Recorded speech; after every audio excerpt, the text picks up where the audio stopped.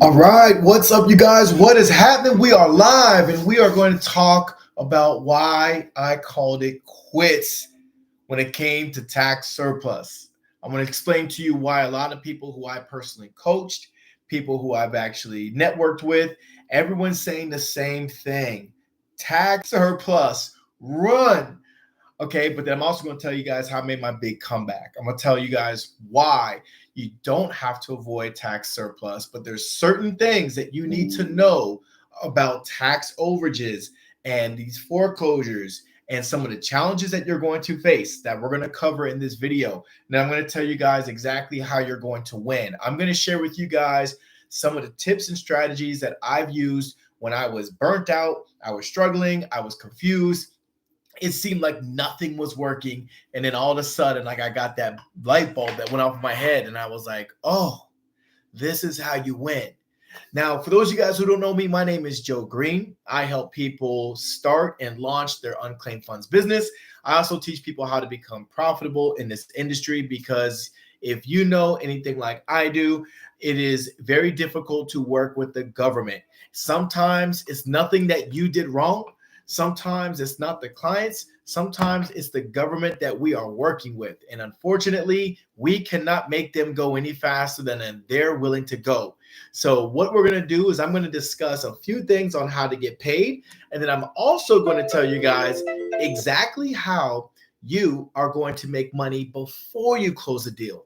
I'm going to show you guys how to get your business the funding you need so you can pay yourself, you can pay your bills, and you can start creating that separation between you and that 9 to 5, because I know a lot of people are in that same position. We don't want to be in this 9 to 5. We're dreading it, or maybe you're out of job and you're just trying to find something that can benefit your community and it can benefit you financially and you can feel good about what you're doing. And in this business right here, I absolutely love it. So let me go ahead. I am going to actually share my screen because I want to give you guys the details, because one of the questions I always get is, Joe, how much am I allowed to claim when it comes to overages? Well, I'm going to explain to you guys, the breakdown. I'm going to show you guys every single state. If you guys are in my private community, then you guys will have a copy of this. I will upload it to the files. So let me go ahead and share this right here for you guys. There we go. Hopefully you guys can see my screen. Just go ahead and tap I see it if you guys can see my screen. I'm using the YouTube shared screen. So this is my first time sharing a screen with the YouTube versus a third-party app. I'm just testing things out today, guys. I want to see how this thing works. So anyways, so you guys can see what I see. So right here, what I compiled for the people who are in my private group, you guys know I got that mentorship community where it's like $49 a month. You guys can join if you'd like. If you're looking to get membership or any of my files or documents that I use, you guys can always join. But this right here just gives you a breakdown of the different fees that you guys can collect as a percentage when it comes to unclaimed funds. Now, what you're going to notice in my list right here, you're going to be like, wait, Joe, I was told that this state gives you 20%, 30%, and that is true. However, unclaimed property as a whole, when it comes to these state laws, and generally speaking, you'll see that they're capped at like 10 or 20%. And there might be a few exceptions, like in the state of Florida, for example, you can do 30% for tax foreclosures.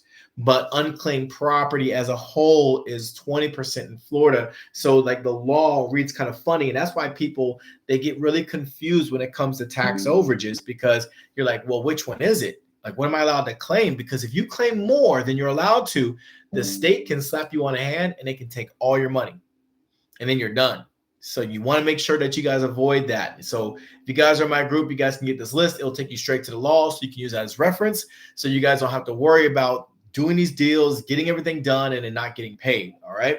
So this state's right here, as you guys can see, Florida. I think this is the reason why a lot of people like Florida, just because it pays very well. You got a couple other good states around here. Now, another one right here, I should highlight Nevada's. I should put an asterisk next to it, because Nevada actually allows you to do up to, I believe it's 20% last time I checked, but you just have to send in your contract to the state of Nevada so they can see clarity that, you and your client, you guys are in an agreement. So you just got to make sure you send that contract to them, and it has to be notarized, and then they'll allow you to do what you need to. I really don't believe they have a really strict cap in Nevada, but the 10% is unclaimed funds as a whole. But that's just like FYI for you guys, if you guys decide you want to work that area right there. But you can see all these different other states that we have going on, all the way down to Wyoming. So not every state is created equal. Not every county is created equal. Some counties got their stuff together. They got everything on the website, which I'm going to show you guys. So you guys are going to see what it looks like on the website to find these lists. But, some on the website, some make you call. Some make it public information. Other people make you pay, right? You call some states and they make you pay for the CD. You call Wisconsin, they're like, hey, you want my list? Pay me. So like you just got to like make sure you guys understand like what you're getting yourself into. I always tell my students when they come into my academy, I always tell them like, number one, pick a state and get really good at it, because first of all, do your homework, see how difficult it will be to work with that state. Give them a call the county, call around and see if they're willing to work with you, help you. And if they're not friendly and they're not like super excited that you're a third party person trying to help people, you might want to do your homework in another state. But don't get your business started and start working cases here and there and everywhere, okay? You're just going to get burnt out. You got zero consistency. You don't really know like what's working and what's not. I always tell people, don't tell me it's oversaturated. Yes, there's a lot of people doing this business, but yes, I would say over 90% of people are doing tax overages and state funds wrong. So if you guys get the proper coaching, you get the proper lessons on how to do this the right way and how to get people's attention, you will have no problem. You should not fear that other people are doing it. And definitely don't fear attorneys, because these attorneys, they make their money doing law. They get capped at a certain amount of money they can claim for overages. So a lot of them don't waste their time unless it's just like a side hustle. So they're not even a big challenge for you either. If anything, they would rather just team up with you. They get their cut knowing you're going to do all the work and you just need their signature, and they're going to be happy with that. So don't think attorneys are going to be a big problem either for you, okay? I've learned that. So this is the list right here. I'll put this inside the group if you guys want to check it out. You guys can go to like the links. For some of these have links, some of these don't, but you guys have the statutes and everything, so you guys can check that out. So now the next thing I want to talk about, we talk about how hard is it to find these excess proceeds? How do I find it? How do I work it? Well, I mean, let me tell you guys, like, there's a lot of friendly states. Texas is another really friendly state, but all you got to do is just Google. If you guys watched my free training, or if you guys got my digital program, or if you're in my academy, whatever the case may be, you guys know I go over this over and over again. Like sometimes Google can be your friend, but now we have AI. Now you can go and you can ask Gemini. You can ask, what is it? They got Claude, they got ChatGPT, and you can just ask them the same thing you'd ask Google. Some of these AIs will give you just more information, more than just a title. They'll actually share the links and tell you what to do, and they'll give you instructions. So I've integrated AI into my business. It is a complete game changer. You should do the same thing. So now we go here, and I did my excess proceeds, my excess funds list. Then I just pick a county. You can go here and you can see all the different counties, right? Going down here, I got Webb County, City of Dallas, unclaimed property. So it's not hard to get to the leads that you want. And then once you pick the one you want, like this just happens to be Webb County. I have no idea about Webb County, never been there. But when I go there, the first thing I see is their excess funds proceeds list. That's the next step.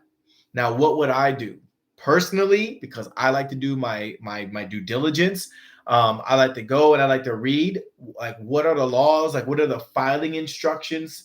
Like there's a bunch of things, before I get all excited about these numbers, I want to see like what documents they have. So I see they have performance here. They got the excess funds list right there. So it seems like everything right here is on the side that I need. The only next thing I would do is probably give them a call, just introduce myself, talk to them, get a feel for the county clerk's office to kind of see if this is going to be a good match for me. Because why do all this hard work? Why do all this skip tracing? Why go through all this pain if I know that they're just going to give me a hard time to get the job done? So I have my order of ways that I do stuff, because I wasted a lot of time hunting people down, doing all this stuff just to find out I came up with nothing. Okay. And I don't want you guys wasting your time, because time is money.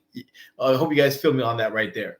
And then the next thing is like right here, again, every county sets it up a little bit different. They're similar, but they're a little bit different. They have their case number. So my assumption, just looking off this, never working in Webb County ever before, my assumption is in order to find these people, I'm so happy they have their name right there. Some don't even share the names. They just share like the parcel numbers, which is another like code, right? Another list of numbers. But this one right here has the case number and the party's name. And it looks like you can do a search. Let's see. District case search, right? So that's the district clerk case search. And then they got the case number. That's probably my next step. I'm probably gonna have to go ahead. This looks like a picture right here. So you can't really like copy and paste it. Nope, you can't. So you have to like type it in or print it and be able to kind of like type the numbers in to do the search for the cases just to get some more information about what's going on. But the good news is, because you want to see like the time frame, because if you only got 1 year, in most states, right? You only got 1 year, like 365 days to file this claim. You just want to make sure you're within that window. You also want to check the case and see if they list like anybody that might have a lien. Like that means like basically the previous lender or any like, people that was owed money that put a lien on the property because somebody probably signed a contract and guaranteed something to somebody and they didn't come through. So that person got to put a lien on it. So they get first dibs on the money. Now, like places like California, those people only have a certain time to claim their funds. And if they don't make it in that window, then guess what? They don't get any money either. Then 100% goes to the homeowner. I hope you guys are following me. I don't want to bounce around too much, but I'm just trying to break things down for you so it all makes sense. So now I'm looking at these, all like the money that's available. I mean, I'm seeing a lot of people. Number one, this is a pretty big list. Number two, I'm seeing that I see a $3,000 payday for me. I see a $4,000 payday, a $2,000 payday, a $1,000 payday. I see a $26,000 or $27,000 payday for me. Guys, see where I'm going with this? I'm seeing a lot of gold in one county. I'm seeing a lot of people that have not got their claims, and it was updated since August 28th, 2024. So I think a good majority of people are probably still on this list.